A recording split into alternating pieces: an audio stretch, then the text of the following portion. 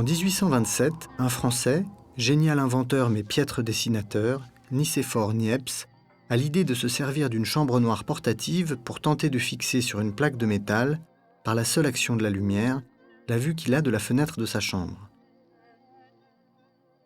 « Je suis à l'aube d'un monde nouveau », écrit-il alors. Rien ne montre mieux le pas franchi que cette première image, aujourd'hui brouillée, mais qui, pour la toute première fois, est peinte, comme le dit Niepce, spontanément par la nature.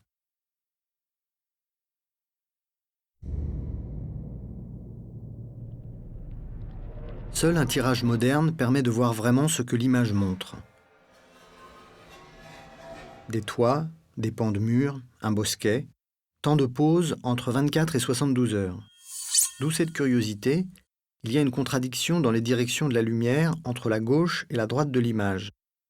La position du soleil éclairant la partie gauche exigerait qu'à droite de l'image, les ombres soient inversées. Et vice-versa. Mais le temps d'exposition de la plaque fut tellement long que les lumières viennent de toutes parts, comme projetées par plusieurs soleils à la fois. Cette première représentation du réel est donc totalement irréelle.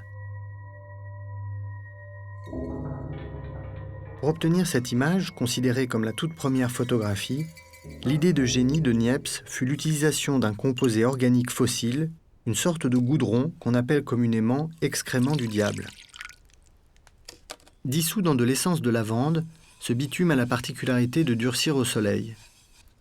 Niepce enduit sa plaque de cet épais vernis. Les parties qui vont recevoir de la lumière dans la chambre noire vont solidifier le bitume.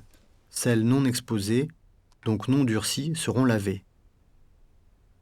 L'image peut désormais se fixer.